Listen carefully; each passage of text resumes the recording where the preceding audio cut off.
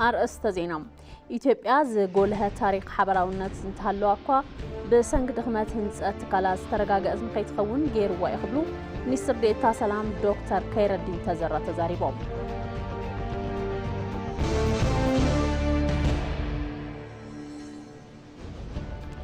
أب كل الدبوب معرب هزبتات إثيوبيا لعلى 341 مليون فلسطات يدالهم زلو تقليد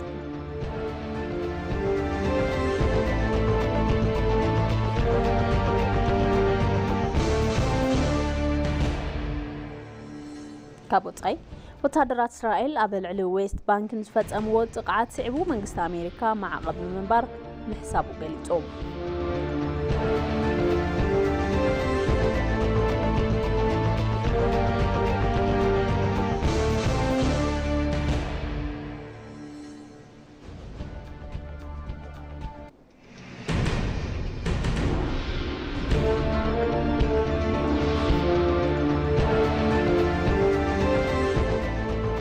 سلام دعنا بالليز خبركم متملكتنا كابيتني مدب قانقوا تقرني على تو معدينا 5 جميرون ابوكم كبليو معدينا نمرحكم نازريت بريو حبيركم كصنحي فلما حصر زيناتات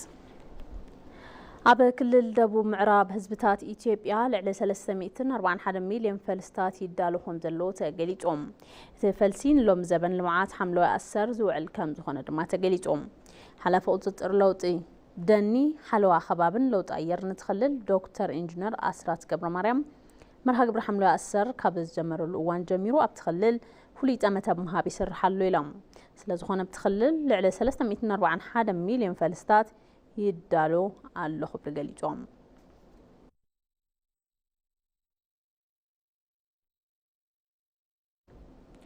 كاب استفلاليو كبابتات كل تግራይ نستوصاصو حاموش تميتن زخونو مناسي اب هنصات سلامن سراحتي سناي تغباراتن زامت سلطنا اب يونيفرسيتي مقله يوهبلهم ات مدرخ مناسين هنصات سلامن ديموكراسن بزبل مري حساب زكايد زلهم زخونه تغليصوم ات بمتحبار بيرو غداي مناسي تግራይን يونيفرسيتي مقلن كينه طباباو محبر ጮራ ቦጊዳን ዝውሃብ ዘሎ ስልጠና كاب 14 ميازيا 2016 عام تمرد جميرو نتخاتلتي 3 معلتات زصنح مخانو تحبيروم ابت مدرخ لعلوت امرارحا غيزيوم محدر تግራይ امرارح يونيفرسيتي مالن مداركت اكالاتن ترخيبوم يمكبل كاب بيرو غداي مناسي كل تግራይ زرخبني حبريتا يرد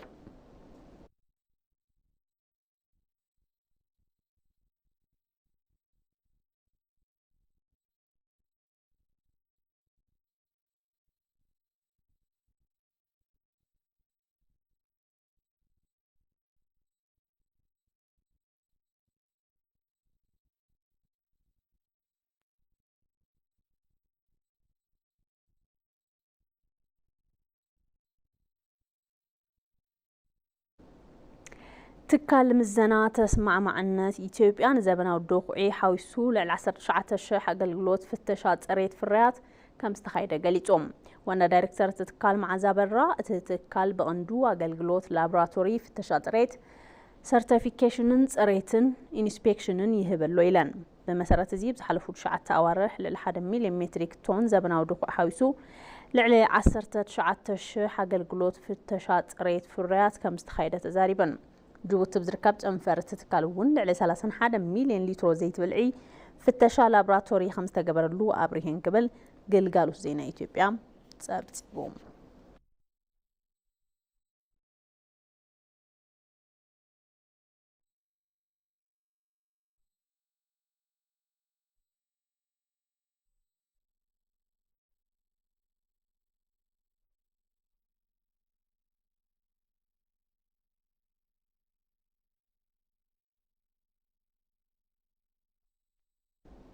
ما تزينا نغطلي حزر ما بزرزرنا بالريوم قدايات كنحلف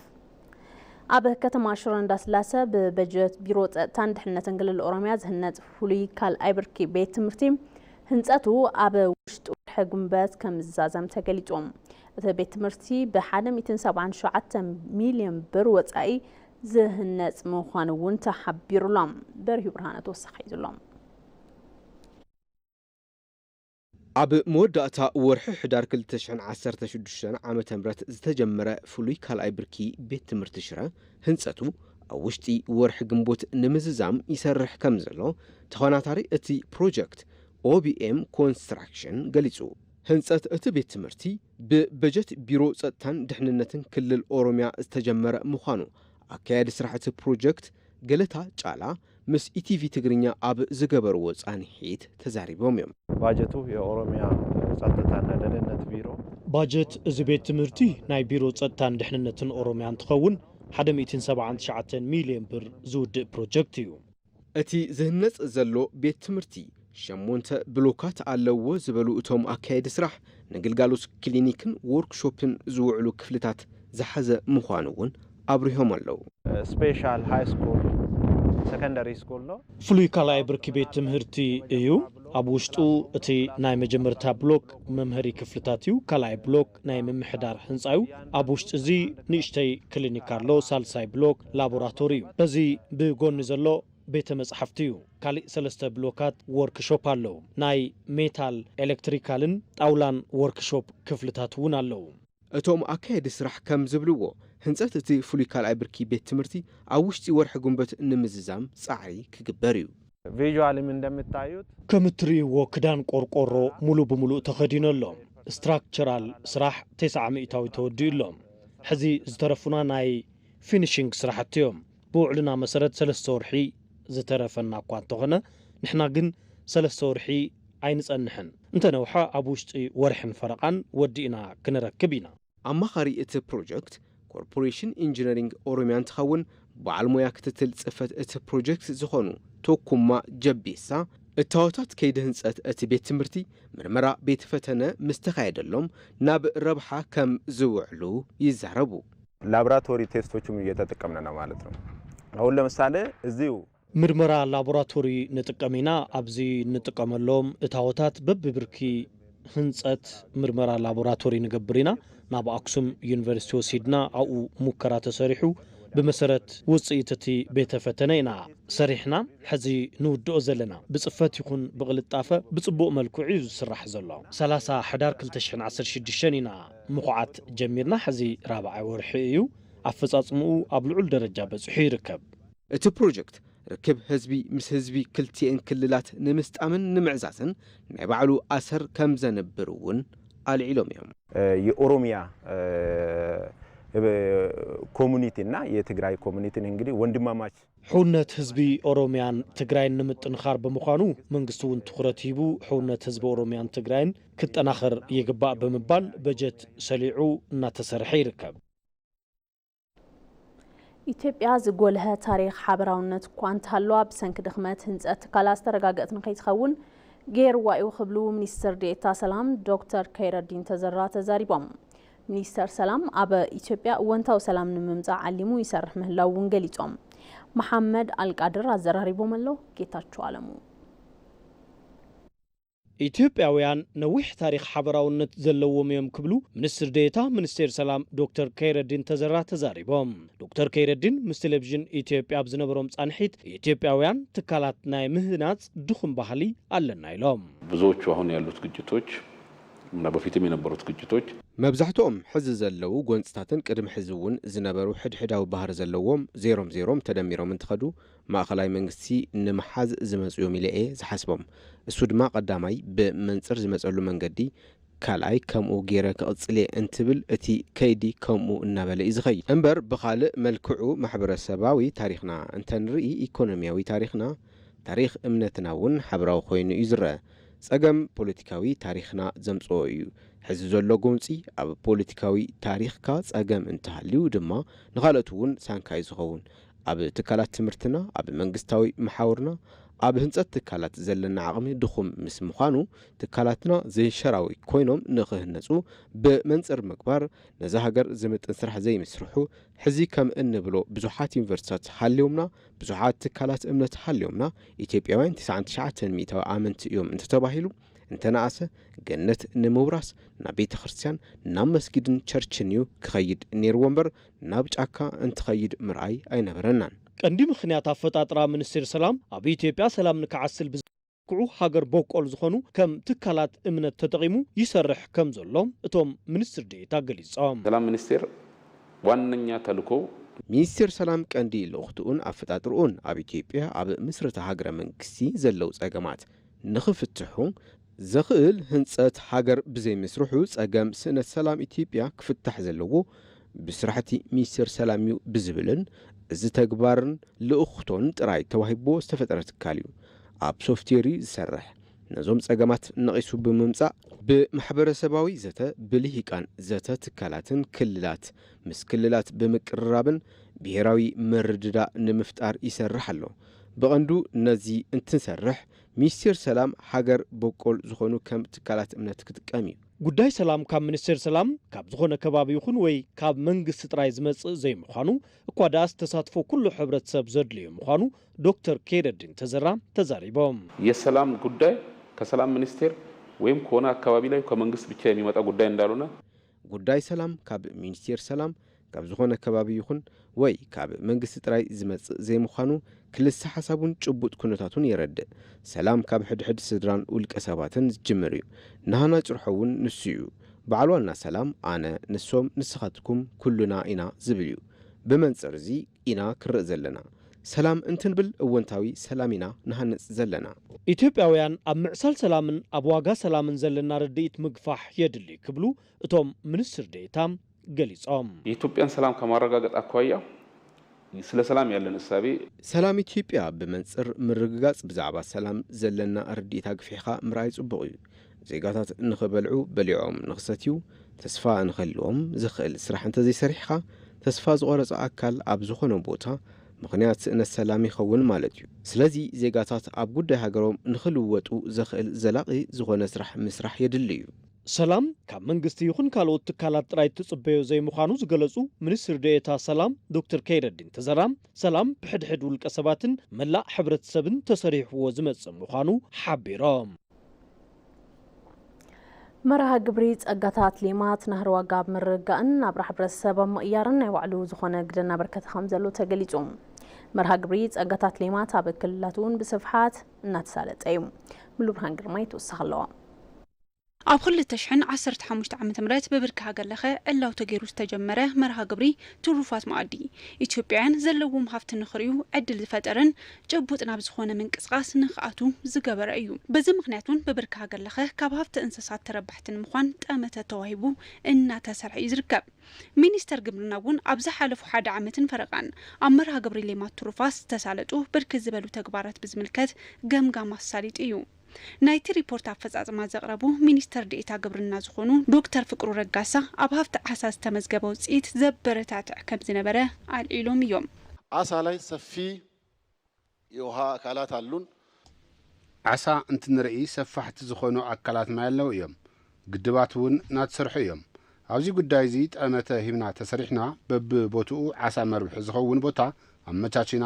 ተሰሪሕና 78,000 ቶን ዝነበረ ናብ 215,000 ቶን ክንዕብዮ ኢና እዚ ኣብ 4 ዓመት ውሽጢ እዩ ዝኸውን ዘሎ ከም ሓሳብና ተኾይኑ ልዕሊ እዚ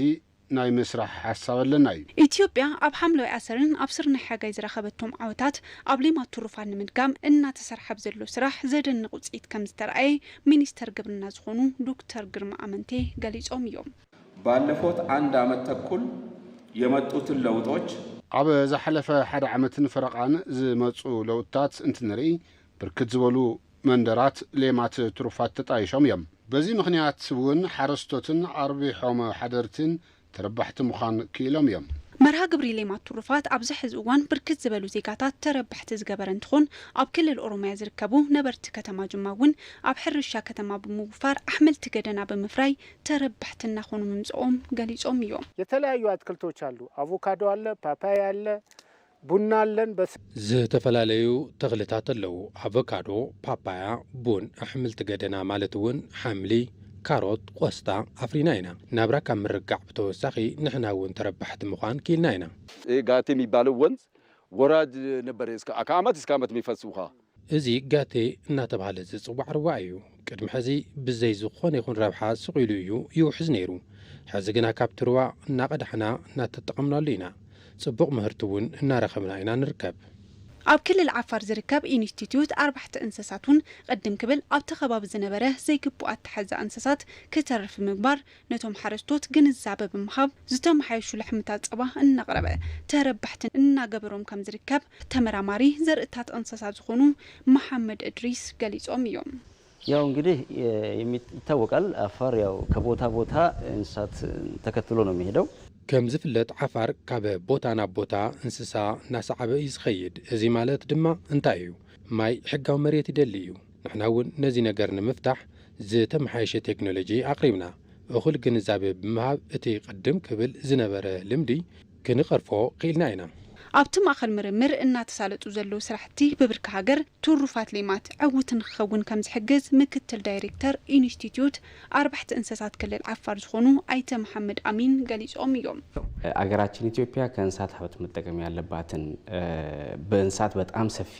ሃገርና ኢትዮጵያ ካብ ሃፍቲ እንስሳት ተረኽቦ ዝግባእ ኣይረኸበትን ካብ ዘለዎ ሃፍቲ ንእትርባሕ ትልሚ ሌማት ትሩፋት እናተተግበረ እዩ ዝርከብ እዚ ኢንስቲትዩት እውን ነዚ ትልሚ ዕውት ምግባር ዝተፈላለዩ ምርምራት እናሰርሐ ይዝርከብ بقدماي ሚኒስተር ዶክተር አብይ አሕመድ መበገስ ሐሳብ ተጀመረ መርሃ ግብሪ ትሩፋት ሌማት ኣብዚ ሕዚ እዋን ናብ ሕብረተሰብ ምቕያርን ናህር ዋጋ ምርጋዕ ዝሓሸ ውፅኢት እናተረኣየሉ ከም ዝርከብ ተገሊጹ እዩ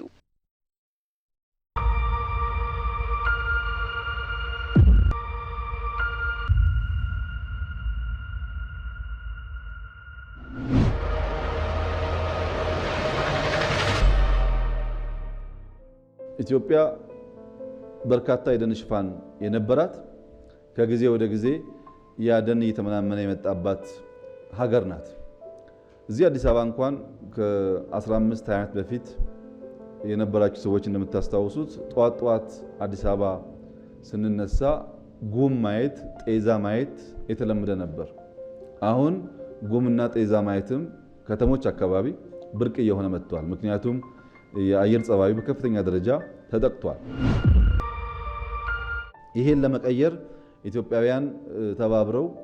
በ2 3 4 ዓመት ውስጥ ይሄን ታሪክ መቀየር ያስፈልጋል የሚል ውሳኔ በመንግስት ታስቧል። የታሰበበት ምክንያት ችግኝ በመተከሉ ሀብታሞች ጥሩ ኦክሲጅን የሚተነፍሱና ለድሃ የሚከለከል አይደለም። ችግኝ ሲተከል ዝናብ የዘነበ እንደሆነ አርሶ አደር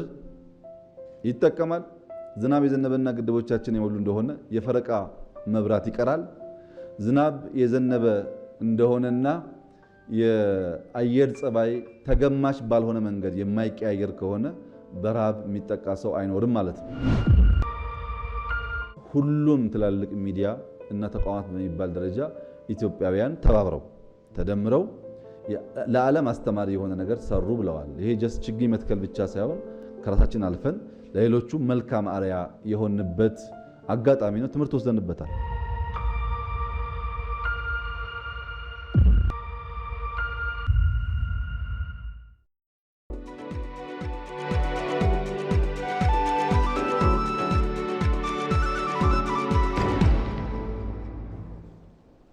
ዜና ዳጋም ኣብ ኢትዮጵያ ዝተጀመሩ ስታርትኣፓት ወይ ድማ ውፅኢታት ፈጠራ ብፋይናንስ ንምድጋፍ ዘኽእሉ ኣሰራርሓታት ብምሕንፃፅ ኣብ ምስራሕ ከም ዝርከቡ ዝተፈላለዩ ባንክታት ገሊፆም። ዓውደ ርኢይ ስታርትኣፓት ኢትዮጵያ ኣብ ሳይንስ ሙዚየም ኣዲስ ኣበባ እናተሳለጠ እዩ። ኣባዳመቀም ካብ 20 መጋቢት 2016 ዓ.ም ጀሚሩ ንህዝቢ ብዕሊ ዝተኸፍተ ዓውደ ርኢይ ስታርትኣፕ ኢትዮጵያ ዝተፈላለዩ ስታርትኣፓት እናተሳተፉ ይርከቡ። ጎና ጎኒ እቲ ዓውደ ርኢይ ዝተፈላለዩ መድረኻት ብምድላው ምይጥ እናተኻይዱሉ ይርከብ። ፕሬዚደንት ልምዓት ባንኪ ኢትዮጵያ ዶክተር ዮሃንስ ኣያሌው ብትኹረት መንግስቲ ዝተጀመሩ ስታርትኣፓት እቲ ባንኪ ብፋይናንስ ንምሕጋዝ እናሰርሐ ከም ዝርከብ ገሊፆም። ልማት ባንክ በስታርትኣፕ ኢኖቬቲቭ ስታርትአፕ የሚባሉትን ማለት ነው መንግስት ከፍተኛ ትኩረት የሰጣቸው ልምዓት ባንኪ ኢትዮጵያ መንግስት ልዑል ትኩረት ንዝሃቦም ስታርትኣፓት ብፋይናንስ ንምሕጋዝ ዝተፈላለዩ መስራሓት ዘርጊሕና ኢና። እዚ ድማ ካብ አይዲያ ፋይናንስ ጀሚሩ ዝግምግም ኮሚቴ ኣጣይሽና ኣለና። ኣብ ባንኪ ሕብረት ስራሕ ኦሮሚያ ዳይሬክተር ማእከል ኢኖቬሽን ዝኾኑ ገለታ ኣባተ ብወገኖም ካብ ዝሓለፈ 2 ዓመት ጀሚሩ እቲ ባንኪ ስታርትኣፓት ንምድጋፍ ዝተፈላለዩ ምንቅስቃሳት እናገበረ ከም ዝርከብ አብሪሆም ስታርትአፖች ይዘው የሚመጡት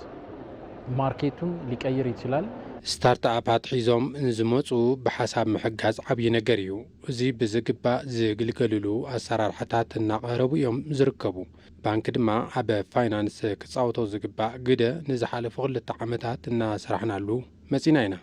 ክሳብ 20 ሚያዝያ 2016 ዓ.ም ኣብ ዝጸንሕ ኣውደ ርእይ ኣብ ፈላማይ ብርኪ ፈተነ ምህርቲ ናብ ዕዳጋ ምቕራብ ዝጀመሩን ስታርትኣፓት እናተሳተፉ ከም ዝርከቡ ግልጋሎት ዜና ኢትዮጵያ ጸብጺቡ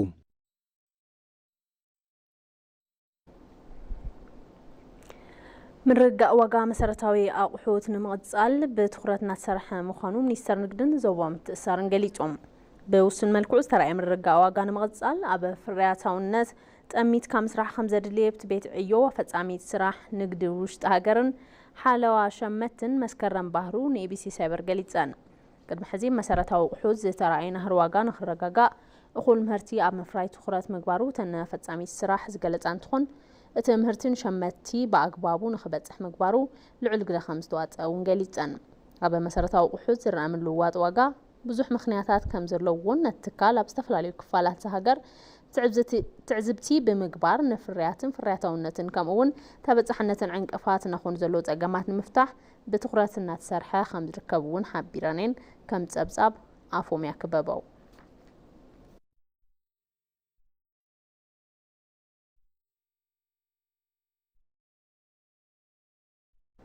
ዜና ውጻይም ወታደራት እስራኤል ኣብ ልዕሊ ዌስት ባንክ ንዝፈጸምዎ ጥቕዓት ስዒቡ መንግስቲ ኣሜሪካ ማዕቐብ ንምንባር ምሕሳቡ ገሊጾም ፍልስጤማውያን ግና ኣብ ልዕሊ ኣሜሪካ እምነት የብልናን ክብሉ